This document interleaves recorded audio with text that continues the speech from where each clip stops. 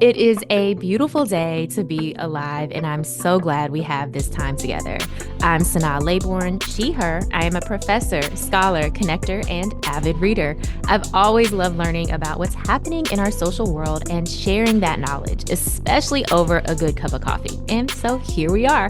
Each week on Let's Grab Coffee, I catch up with experts from around the world who are investigating our most pressing social issues and common curiosities. Over the next hour, you'll learn about their inspirations, motivations, and of course, what they know about the world around us. Go ahead and grab your cup of coffee and get ready for an engaging and insightful conversation.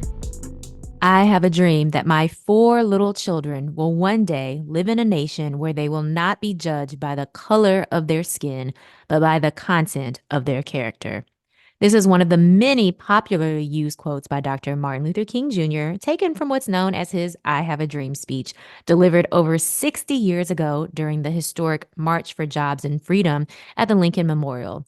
And while his I Have a Dream speech was delivered in the context of the civil rights movement and African Americans' ongoing fight against racial injustice, since then it has been deployed by a wide range of groups from across the US and even around the world, from Black, white, Asian, and Latinos, from liberals to conservatives. How is it that such disparate groups with various interests find meaning and support for their causes in these words? How is it that they can lay claim to Dr. King's dream for their own visions of the future? These are the questions at the heart of Dr. Hajar Yazdiha's book, The Struggle for the People's King: How Politics Transforms the Memory of the Civil Rights Movement. Hajar Yazdiha is an assistant professor of sociology at the University of Southern California, faculty affiliate of the USC Equity Research Institute, and Sifar Azrieli Global Scholar. Hajar researches the politics of inclusion and exclusion, examining the forces that bring us together and keep us apart as we work to forge collective futures. In addition to being the author of The Struggle for the People's King: How Politics Transforms the Memory of the Civil Rights Movement, she is also a public scholar whose writing and research has been featured in outlets including the New York Times, LA Times, ABC News, The Hill, and The Grio. Hajar joins us today. Hi, Hajar. So glad to have you here. Hi, Sana. It's so good to be here. I have to tell you, I was so excited to see your book, The Struggle for the People's King: How Politics Transforms the Memory of the Civil Rights Movement. I think I'm especially attuned to any work about the civil rights movement and particularly about Dr. King, since, we're here in Memphis, Tennessee. That is where WYXR is broadcasting from. And Dr. King is such a central part of how we think about ourselves as Memphians. So I'm always interested and excited to learn more about him, about his memory, about how he's being taken up and used in our culture. And so your book is doing exactly just that, helping us understand and maybe think about this use of memory, this use of the civil rights movement, and this use of, icons from the movement like Dr. King, how it's being used in a variety of different ways by a variety of different people, actors, organizations. And so I'm just so glad that you have this book that's really outlining for us how folks are using these memories of the civil rights movement and why. Yeah, I mean, it's so funny. I was just listening recently to your episode with Bobby Smith II, Yes. and I was blown away because that was also a history I didn't know, talking about, the food politics of the civil Mm. rights movement in Mississippi. And so if listeners have not listened to that episode, go back and listen to it. It's really good, really insightful. And yeah, I mean, I think for me, it was this question of how memory gets really separated from history. So I Yeah. think we typically think of them as like the same thing. We think, if we remember it, it must be the history.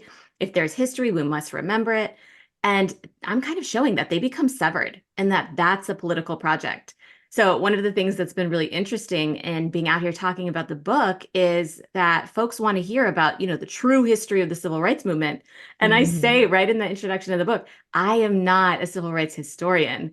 I am, Mhm. if you want to call it, a historian of the political misuses of Dr. Yeah. King's memory and civil rights memory. But those are two distinct things. So, I mean, I'm always happy to talk about, the true history, but I never claim to be a historian. I'm definitely a sociologist. And I'm like, let's talk about the social and political dynamics. Yes, but I think that's so important because like you said, we have this idea that if we remember something, it must that must have been how it really happened. Hmm. And that what we remember is the totality of what happened, right? And those are not true, as you outline in your book. Yeah, and I think I came into the book, the whole sort of motivation for me was understanding how these right-wing groups could be using Dr. King's memory in such a disingenuous way, but showing Hmm. up, on the front of the New York Times. Like the media was legitimizing it. It had kind of become this mainstream account that Dr. King believed in color blindness and he didn't want us to talk about race. And so that was the question that really drew me in. But then it really became much more of this question of, how is it that people remember the past so differently?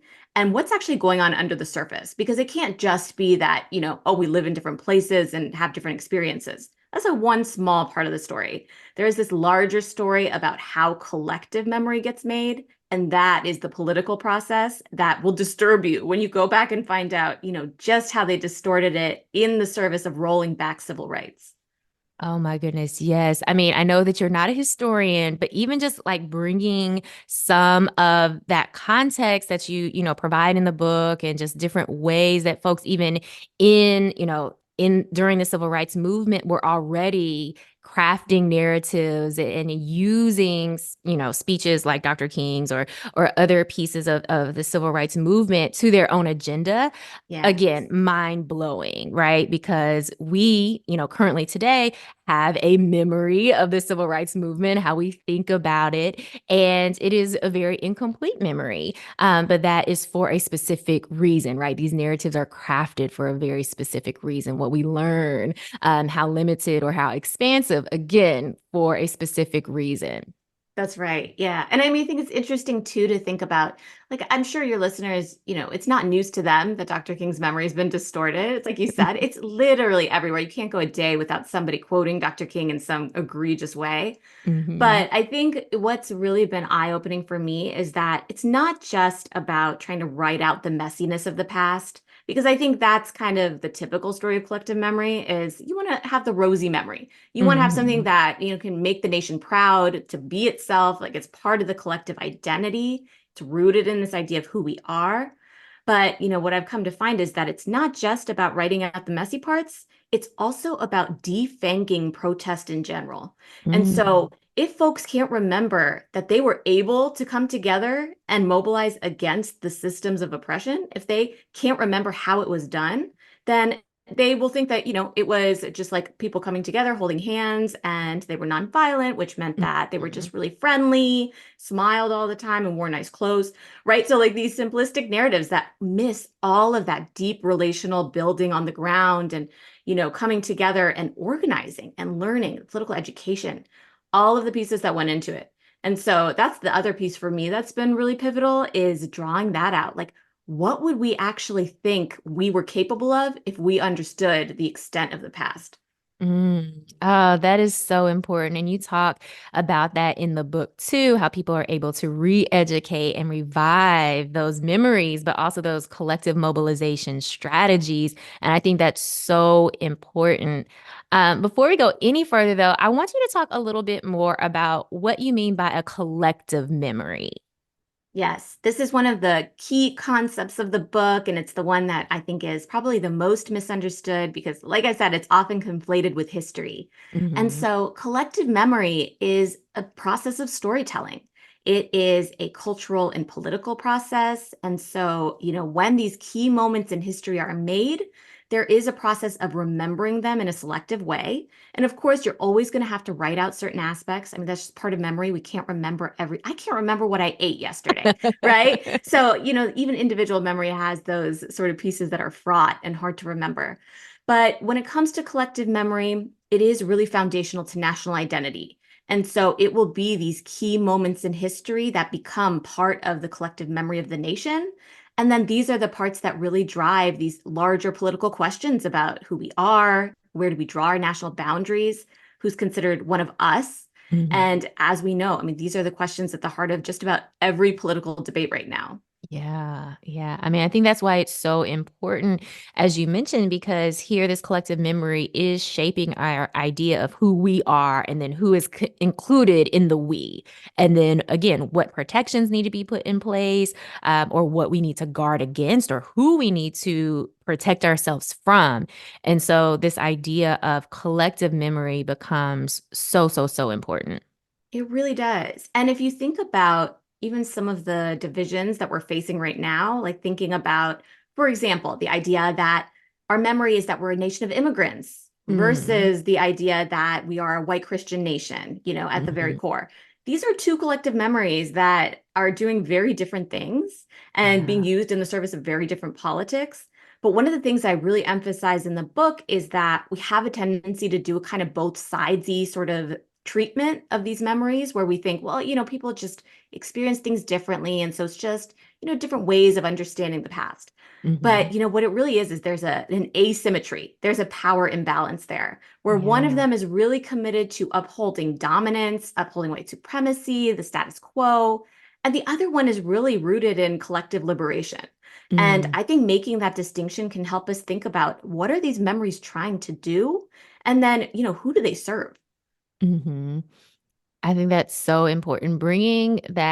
Bringing power back into how we're thinking about memories, how we're even approaching, ideas of quote unquote both sides, right? Wanting to Yes. give both sides equal space, right? Where is the power in this and power that is doing what, right? And again, that question Exactly. of what and for whom. And particularly, you mentioned earlier media and how media gives legitimacy to these kind of both sides or these different arguments in a way that decentralizes power or moves the focus away from the power relations that are actually being Yes. played out. Yes, that's exactly it. And, people have asked me in the wake of the book, like, well, what are we supposed to do about this? Like, one piece of many is hold media accountable because they Hmm. have been complicit. Of course, they want to represent all the kind of sensationalist things that are happening in the news. But in the book, I show that they are just much more likely to cover these kind of right-wing political distortions of King because they are clickbaity, because Hmm. they get eyeballs on the page as opposed to Black communities' resistance of those distortions. And there's that question again, where it's like, who does this actually serve, right? What is this media for? And who do they think that their audience is? And so I think some of Hmm. those larger questions can also help us think about the kind of cultural institutions that uphold the status quo and that oftentimes go unnoticed because we're Hmm. always looking at, electoral politics, like the people we voted for. And there are all these other institutions in society that are responsible for the way that things are. Yeah, I mean, I think that's such an important reminder. And I love how you weave that throughout the book, like really helping us stay focused on the multiple different social institutions that are contributing to how we see, again, how we see ourselves, how we make sense of or interpret some of these different social movements that are happening as well. Because it is, as you discuss in the book, there are multiple level process happening.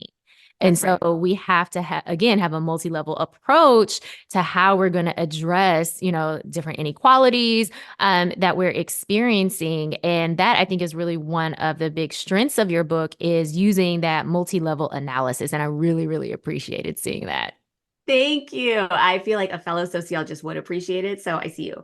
But you know what? Like, I think that's one of the frustrations I've had is that it's, where you have so much jargon in sociology, and so it can be hard to really translate exactly what this means on the ground. But, Hmm. it's like I'm trying to show that these levels are interlinked, right? That it's not just about what individuals are doing, that individuals are embedded in groups, and then those groups are embedded in larger structures, and the structures have that top-down process of enforcing power, but Hmm. also that power can come from below. And that's the Yeah. power that I'm most interested in. Yeah, I mean, that focus on that on the ground work, I think is really key. I'm just thinking back to what you said just a few minutes ago about thinking about mobilization and how Mhm. mobilization happens and those actual strategies and tactics on the ground. And I don't want to give away too much of the book because I want people to grab a copy and really dig into it. But you give us such great examples of how folks on the ground are mobilizing, are also learning, again, learning from the civil rights movement, learning different strategies, but also how the power that is within groups of people on the ground to resist kind of those bigger, broader organizations or institutions. Yes, yes. I mean, I think for me, especially right now, and I think this is kind of a dark period, we have so much division and there's so much violence. And I think everyone's kind of trying to make sense of it. And it's easy to feel really sort of desperate and hopeless in this moment. And so Hmm. it's actually been those cases, kind of going back to these moments where folks find transformation by turning to the past. I mean, they Hmm. realize that this is not the first time people have gone through something like this, and that people have come together before to resist. And that, yes, of course, it doesn't mean they've always had these mass successes. They haven't necessarily stopped wars, for example, but they Hmm. have created these infrastructures on the ground of activists. They have changed people's minds. They've created forms of political consciousness that actually transcend and go beyond the moment of mobilization. So I Hmm. always say, mobilization matters beyond the kind of immediate goal that they might have, because we do Yes. know power is like really, really kind of committed to itself. It Hmm. wants to reproduce itself. It's going to, hold on to it with its bloody grips. And so, we can't always think like, okay, we're going to change the whole system. But, that kind of like movement from below for me is really where you're seeing the cracks, and I think that gives me hope for something that could happen. I love the idea of hope. I mean, that is really like what keeps me tethered to move forward, right? Because as you Yes. mentioned, there's so much happening, here, abroad, and it's like everything all at once, right? And Yes. without having that hope, it can be overwhelming, and we can, feel like, oh, what's the point? But in your book, you show how different groups, you talk about different immigrant groups, but also religious groups who were able to connect kind of their present struggles to past movements. And again, find hope in knowing that, okay, folks have been able to organize against inequality or against oppression. And no, it's not solved, right? Mhm. But there has been some forward movement, right? And we can continue to move forward and press forward and hopefully find more ways and new ways to create solidarity with one another as we're fighting against oppression in whatever form that may be. That's right. Yeah. And I think solidarity politics is for me one of the kind of motivating forces of all of my work. Like this question of what brings people together in kind of Mhm. sincere alliances, for the long haul, to understand that our fate is tied up with one another, to understand that our destinies are intertwined. All of these questions that were, at the core of Dr. King's philosophy, these are the questions that haunt me, right? They keep me up at Mhm. night, because I think the political strategy of divide and conquer is so effective. So And effective. right, and I see folks falling for it all the time, even the ones that are like the most educated and have all the critical education. It's easy to fall for because it Mhm. distracts us. It's kind of Yeah. like the Toni Morrison quote about how racism is a distraction, right? Yes. And these divide and conquer strategies move us away from the work that we're trying to do, to try to put out these little fires, to be on the defensive and say, well, no, that's not what I mean. I'm not against that group. And that's not what we need to be doing. Right. And Yeah. I think for me, so thinking about the two chapters that I think you're referencing. So I have one chapter on the immigrant rights movement, and they're Hmm. facing off against these nativists. And then there's another chapter on the Muslim rights movement, and they're Hmm. facing off against the Islamophobia movement. And in both of these chapters, I think as an immigrant myself, what really resonated was that they first come to the table with, I think, what many people come to the table with when they come to this country, which is a kind of assimilationist perspective where they think if they just fold themselves in and kind of keep quiet, work hard, then they'll have this upward mobility and they'll eventually feel accepted. And Hmm. there's that process of learning over time that, for one thing, that model is based on positioning themselves against Black Americans. But there's Hmm. also part of that process where, in kind of pursuing aspirational whiteness, they bump up against the boundaries and they realize, Yeah. I will never be seen as white. This will always be provisional inclusion that can be removed at any moment. And Hmm. it's those realizations that often turn them toward understanding themselves as racialized in a system with Black people. And that has been transformative because that's where the coalitions arise, where it's not just a performative, I'll show up at this protest or hold up a Black Lives Matter sign. It's like, wow, we are actually facing the same carceral systems, right? Immigrations, the deportation system, and, thinking about Muslim rights, thinking about the surveillance, Patriot Act, all of these things, racial profiling, intertwined. They're under the same system. And so when you come together, you have the power to actually mobilize against that system. I mean, I think that goes right back to that shift in identity, right? So, as I was reading, and even now, as I'm hearing you talk about those two chapters, I'm thinking again back to that collective memory, right? So, if we tell ourselves that or we believe this narrative of we are a nation of immigrants, right? And then as an Mhm. immigrant, I come in and I feel like, oh, we're a nation of immigrants. Like we all have these same opportunities. We'll be folded into this national family. I might feel like, oh, these are assimilation strategies are what is going to make me be included, right? And give me access to those same rights and responsibilities as all other folks in this nation. But then we find out that's not exactly correct. Yes. Right? Right. That kind of memory or understanding of who we are as a nation is leaving out, right, big pieces of the history, big pieces of our story. And so I think there is such importance in, and you talk about it in the book, in, shifting both individual perceptions of how people see themselves, but then also those collective perceptions, right, as groups or cross-racial solidarities, as groups who are positioned, again, against oppression in all of its many forms. Yes. And it's, especially for those of us in these immigrant communities who, have kind of taken for granted some of the built-in anti-Blackness. I Hmm. understand that it can be hard to confront something that's like you don't have hate in your heart, right? You're not like, oh, I really don't like Black people. But then, Hmm. you have to question at some point, why is it that I think of the white neighborhood as the neighborhood I want to be part of? And why is it that I think of, that the white occupational trajectory as the one that my children should pursue? And Hmm. thinking about these deeper questions of, what am I losing in this process? Like, what parts of my humanity am I giving away? And for what? I think that's the Hmm. real question that a lot of these kind of immigrants and the Muslim rights movement, these are the questions they're facing. And it's one that I personally experienced. I was a Middle Eastern immigrant who experienced 9/11 the first week of my first year in college. And, that was, uh, it was a radicalizing moment. These are the moments where your political consciousness is awakened and you realize how other people really see you, so the blinders come off. And though it can be so painful, I think ultimately it leads to a lot of transformation and a lot of liberation of thought, You don't have to Hmm. be so committed to trying to fit yourself into spaces that don't want you. Yeah, yeah. I mean, thinking about those moments of political awakening, for some people, they are able to use that moment as a transformation and to, find those solidarities. And for other people, they stay really committed, right, to Yes. the status quo. But I think your question of, what cost to my own humanity is it for me to continue to buy into anti-Blackness, for example? And I think that's a Yes. really important question for all of us to ask ourselves.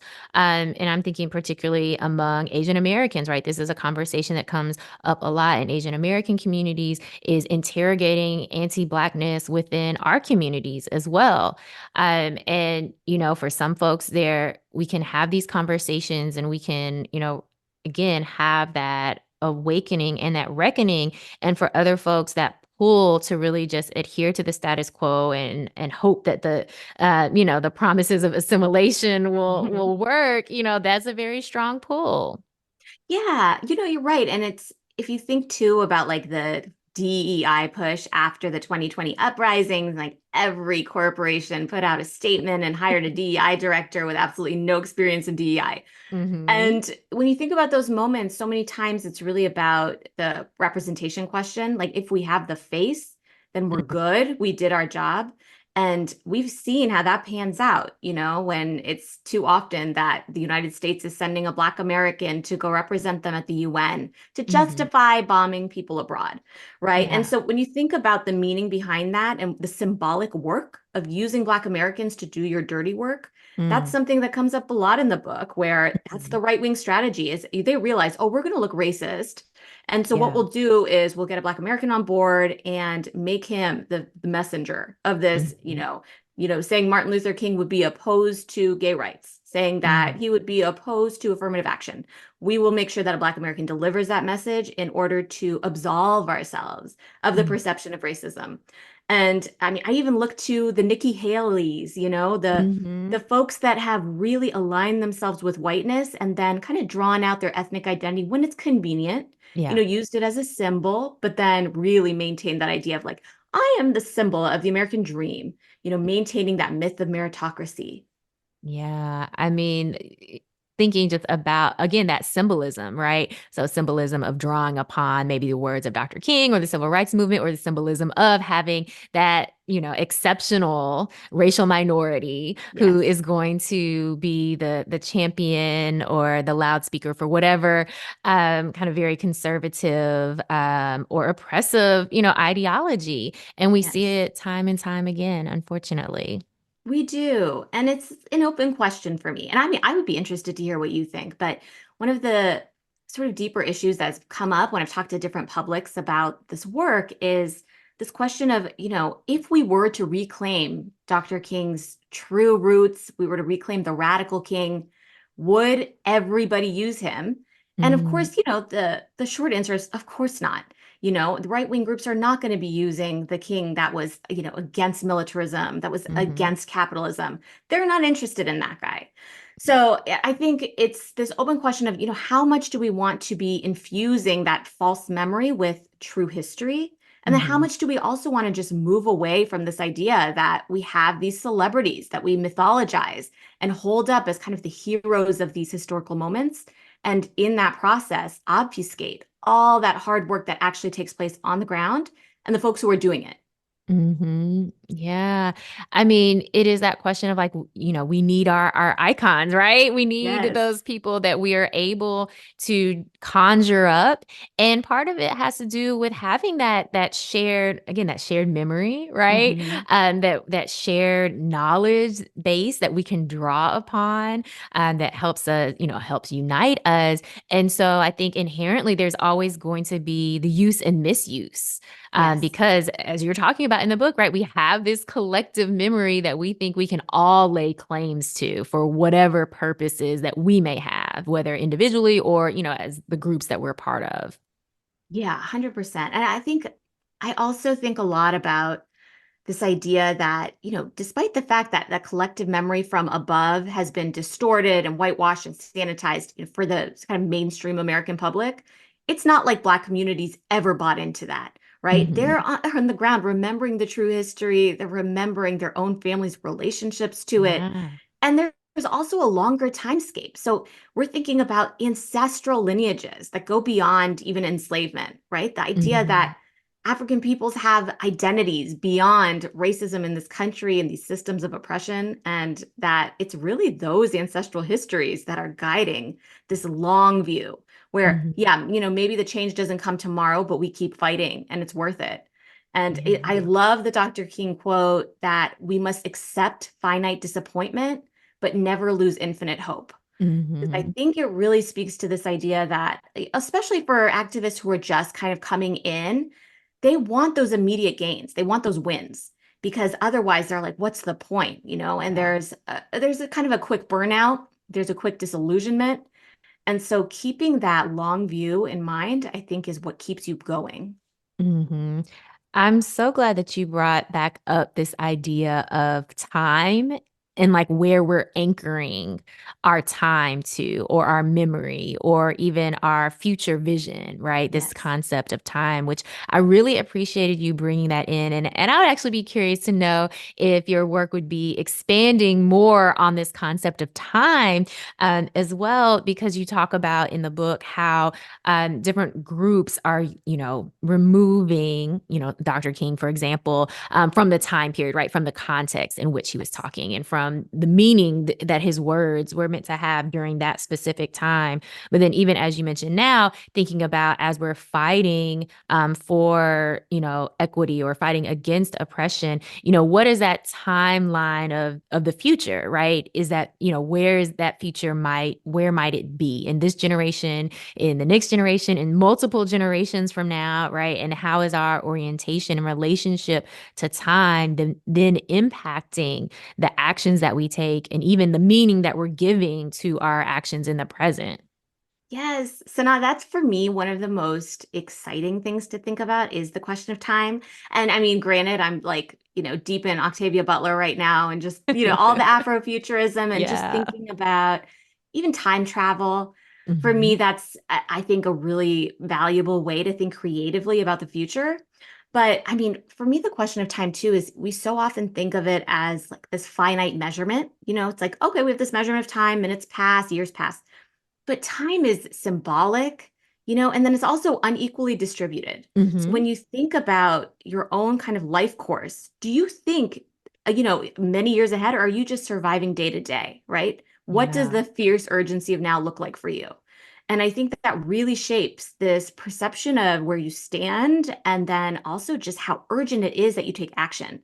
And I think a lot about, the kind of idea that you could have a long view of, maybe the systems completely change in the future, but the change that I'm going to make right now needs to be just as urgent as if, I thought it was going to happen tomorrow. And I think it's too easy to slip into what Dr. King called, the tranquilizing drug of gradualism. I just love the Mm. way he puts that metaphor, because that is what it's like. Like, I think folks really think that social progress is just linear. It's just going to happen on its own. It's just part of human life. But we know that's not true, right? Right. Oh, So yeah. it takes that work to maintain the idea that, time is something more than that measurement. It is the symbolic, it is what helps you carry your own individual past into a future, even if you don't have children, like no matter what that means, the legacy that you leave behind and the people that you leave it with. Hmm.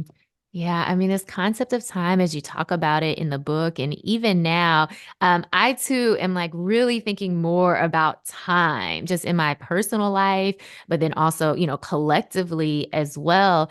And what I thought was just so important and really struck me was it was towards the end of the book. I think it was in the last chapter where you're talking about, this process of truth and reconciliation and Mm, really thinking about, again, the past. And so you're talking about how folks understand that, their belonging in the future is contingent upon writing their existence into the past. yes, And that yes. just struck me so deeply. Um, that we're thinking about, okay, we often are thinking about the future and imagined future, but that future is linked to the past. And if we, our group, did not exist in the past or is written out of history, then how can we be imagined as part of that future? Yes, that's it. I mean, yeah, I'm really glad you brought that up, because for me that was one of the passages that I hoped would hit and kind of drive home just why it's so important that we remember the past and kind of the extent of it, all of the people that were involved in it. Hmm. Because it is that question. In that chapter, it's about Black feminism and the way that it's interacting with the Me Too movement. Hmm. And these white feminists, many of them very well-meaning, have to Of contend with course. the fact that like they have written Black women out and they've written Black people out. That has been a strategy. Hmm. They've positioned themselves as the victims of the Black man over time. Black women have been left out of the story. And it's really in reckoning with that. And that's part of the story is these internal reckonings that can be so powerful. Sure, maybe we're not going to have a national reckoning that truly confronts the past, that Hmm. truly acknowledges and pays for it. But I think within groups, these internal reckonings can be just as powerful because they do open up some space to actually come together on shared ground and commit to a shared future. Mm. Yeah, I mean, that's just so powerful. Again, it just makes me think about, how we might be measuring success, right? Is it this Yes. national reckoning, or is it also these reckonings internal to various groups? And I think that's also important to think about too, particularly as folks are organizing and as folks are maybe getting involved in a cause, hopefully for social justice. There's lots of different causes, right? As you talk about in the book. Um, Yes. thinking about like what is the measurement of success? And again, I think that goes back to the idea of time as well, right? So again, what Yes. might success look like, in this moment, in the communities that I'm a part of, and not feeling defeated or hopeless that success isn't, a complete, national or global reckoning, right? Yes. In the next month. Right, right. Yeah, no, I think that's it because it's like the whole mantra of you think globally, act locally, and there's so much truth to it. And part of that is also because it gives us much more of a sense of purpose. If we can see those relationships built in real time, if they actually, kind of help the world around us, whether it's, your neighborhood garden or your schools, you're thinking about the infrastructure of your cities, wherever it is that you get involved in your local community, that's kind of the core of the civil rights movement's work. And, Mhm. we're always thinking about their legal gains as the big successes. But a lot of it really was that consciousness building on the ground, showing people that otherwise maybe wouldn't have thought they had much agency, that they actually had quite a bit. Mm, yeah, so important. Again, it goes back to what you said earlier. Like, if we don't understand the histories of different social movements, then we will think we won't understand all the different strategies on the ground that were happening simultaneously. We'll have an incorrect view of what it really means to do that on the ground work and to stay committed to it over time, over years, over decades. Even when we think about the civil rights movement, we're often thinking about a very, a set number of years, maybe during the 60s. But what we Mhm. know is that folks were, working towards civil rights both before and after the time period of what we might think of in our minds as quote unquote the civil rights movement. That's right. Yeah, there's like that long trajectory. It's all the way back. The resistance has always been built in. And Mhm. especially now, new movements come out. You have a lot of, Gen Z activists in the streets, and folks are so quick to criticize their tactics, their ideas, to think that they're too disruptive, they're too demanding. And they often say Martin Luther King Jr. would roll over in his grave. He would be so disappointed in you. And folks said this to Black Lives Matter, which is Mhm. hilarious because it is a clear continuation of the unfinished work of the civil rights movement. And I think a big piece of writing back some of the truth of history is just what you said, the truth of what struggle looks like, the fact that the civil rights movement was deeply unpopular, right? Mhm. Dr. King, people hated him, right? Mhm. 75% of the public really despised him in the last year of his life.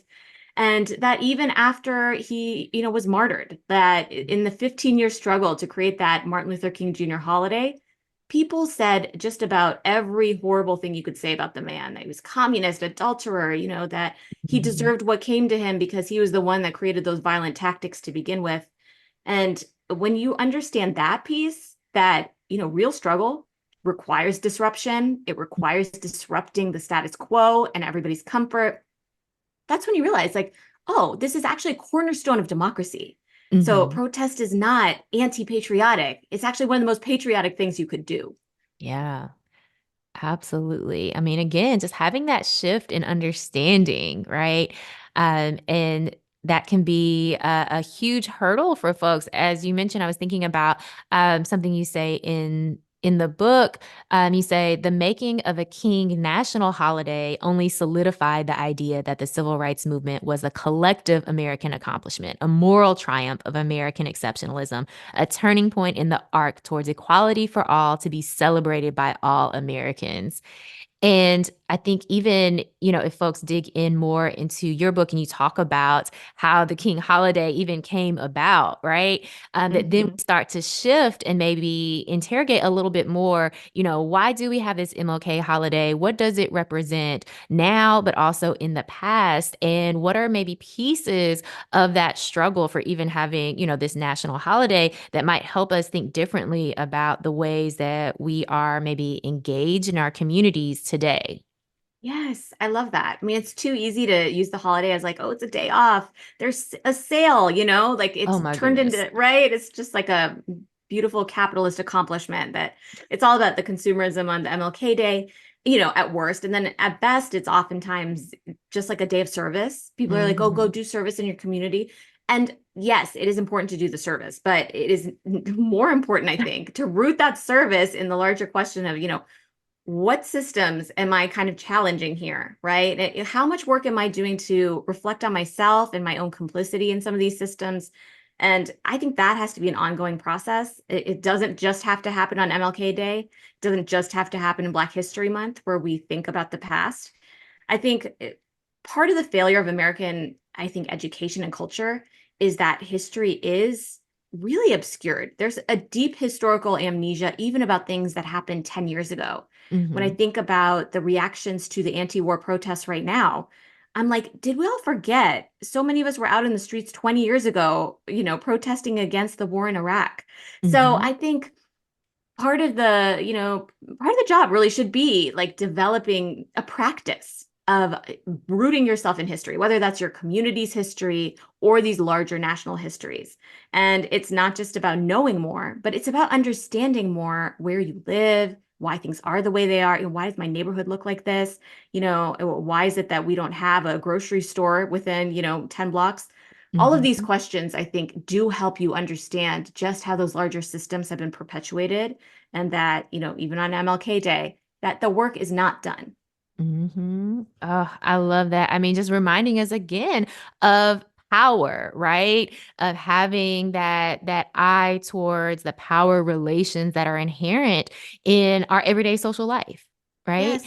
I think is just so key. And I love what you said about making it a practice to really rooting ourselves in history, and not to, feel guilty or not to get stuck in a point in history, but rather to use that as information that we can then do something about our present with, right? And so I really love that idea of just really continuing to interrogate our history and go beyond kind of the sound bites that we might, be familiar with, but really trying to Yes. learn more. Yes, what you said about not getting stuck, I think that's so key because collective memory is a living, breathing object.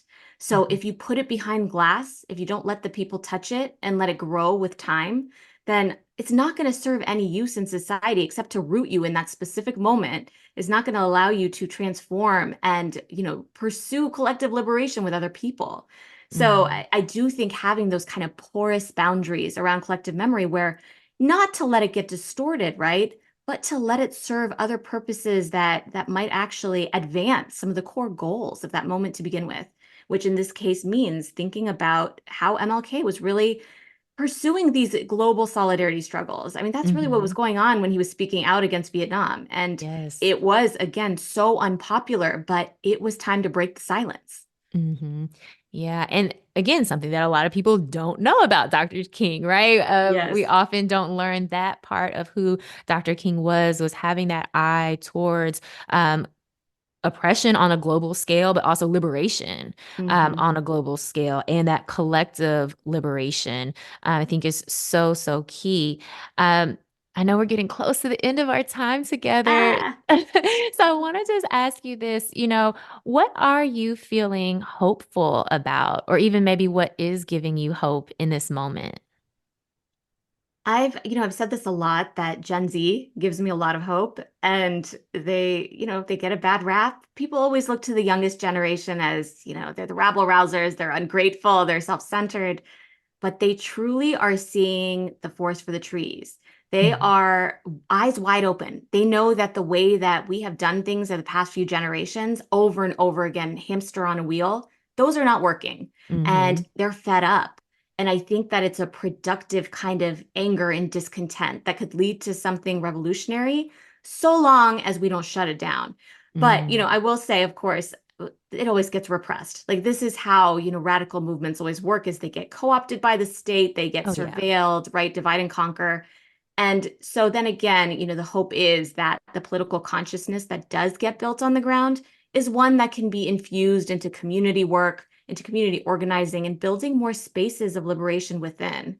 But I think Mhm. the second thing that does give me hope is also these kind of global struggles for solidarity and liberation. And it is a way that I was raised as a humanist. And so my parents, did not believe in national boundaries. It was always a fiction. And we know this, sociologically, we know that they are socially constructed, but of course they become so real in our mind Oh, that we yeah. think it actually means something.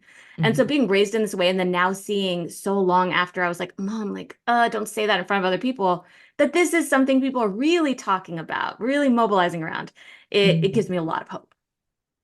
I love that. Yes, let us all remain hopeful. And, your book gives us a lot of ways to really interrogate hope even more and tie it to concrete strategies.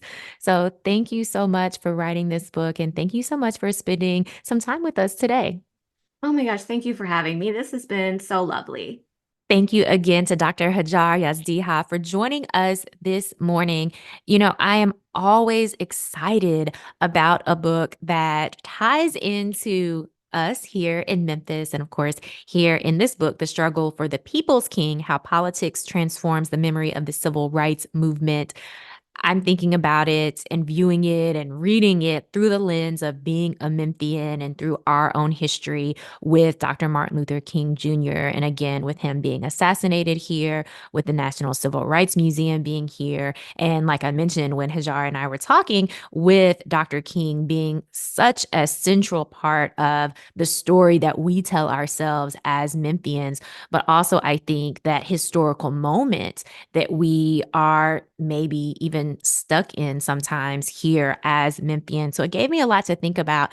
But even more than that, or in addition to that, I always love a book that helps me think through some of the big ideas, but also gives applications for things happening on the ground in the moment. And we talked about it in our conversation, but in the book, Hajar is talking about different organizations that are, of course, using the memory of the civil rights movement, using the memory of different civil rights icons to tether their own movement or their own organizing to.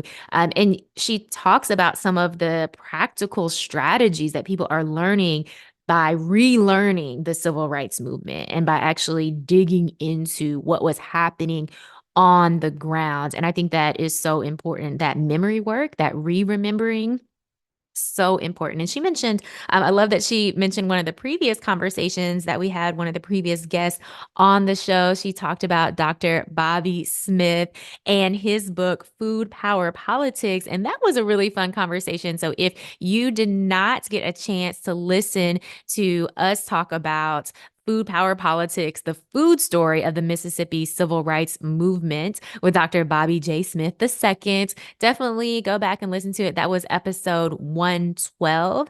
Subscribe to Let's Grab Coffee in podcast format. That makes it super easy for you to go back and listen to previous conversations or even re-listen to today's conversation. I always like to re-listen because I find that I miss key points or just ideas through the course of just listening the first time. So it's always fun for me to go back and re-listen as well. This has been Let's Grab Coffee on WYXR 91.7 FM. I'm Sana. I'm here every Monday having engaging and insightful conversation with folks from around the world, about what they know and applying that knowledge to this moment that we are in. I'm so glad that we were able to spend this time together. And I just want to leave you with this positive note, this reminder that each and every day you get to decide. Yes, you get to decide what type of day you're going to have and how you're going to show up in this world over time. It is those daily choices that create your life. And I would say that create our world as well. So what are you creating?